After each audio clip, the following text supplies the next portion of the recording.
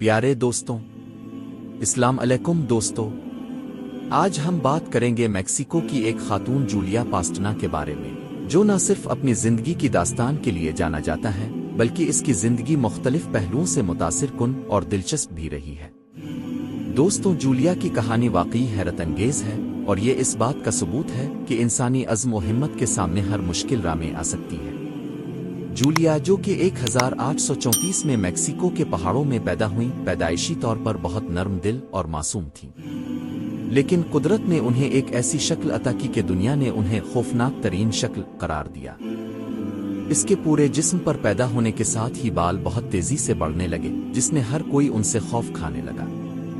ان کی غیر معمولی شکل کے باعث کسی نے انہیں قبول نہیں کیا اور اسی وجہ سے جولیا کو اپنے گھر سے بھاگنے پر مجبور ہونا پڑا۔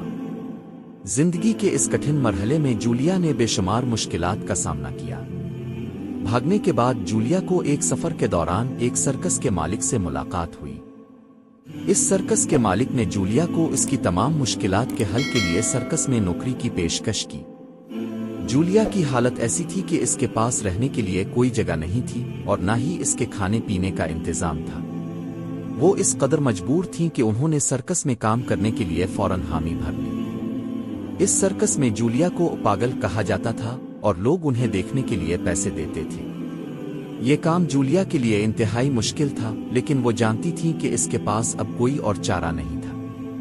اسے یہ یقینی بنانا تھا کہ وہ کیا کھائے گی، کہاں سوئے گی، اسی لیے اس نے یہ سخت کام کیا۔ وقت گزرنے کے ساتھ جولیا نے سرکس کے ذریعے بہت پیسہ اور شہرت کمائی۔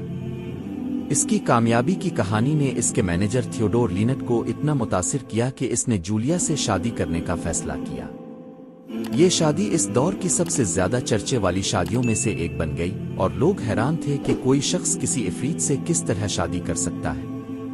اس کہانی کی سب سے حیرت انگیز بات یہ تھی کہ جولیا نے ایک نارمل اور صحت مند بچے کو جنم دیا، مگر بدقسمتی سے بچے کی پیدائش کے صرف 48 گھنٹے بعد ہی جولیا اور اس کا بچہ دونوں کی موت ہو گئی۔ جولیا کی بدقسمتی اس کی موت کے بعد بھی ختم نہ ہوئی۔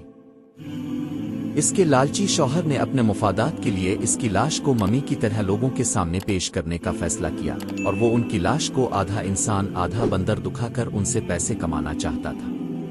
یہ ایک انتہائی غیر اخلاقی عمل تھا اور جولیا کی لاش کئی بار چوری ہوئی اور تجدیدی کاموں کی نظر ہوئی۔ آخر کار 2005 میں اس کی لاش ایک کوڑے دان سے ملی۔ مزید تقریباً 150 سال کی تکلیف اور بے عزتی کے بعد جولیا کو آخر کار عزت کے ساتھ دفن کیا گیا، جیسے ایک انسان کو دفن کیا جانا چاہیے۔ یہ ایک ایسا لمحہ تھا جو انسانی ہمدردی اور عزت نفس کی علامت بن گیا۔ دوستو، جولیا پاسٹنا کی کہانی ہمیں یہ سکھاتی ہے کہ زندگی میں مشکلات کا سامنا ایک معمول کی بات ہے اور ایک انسان کو اپنی اصل حیثیت اور عزت کے لیے ہمیشہ لڑنا چاہیے۔ مزید اچھی اور معلوماتی ویڈیوز کے لیے ہمارا چینل سبسکرائب کیجیے۔ آپ کا شکریہ۔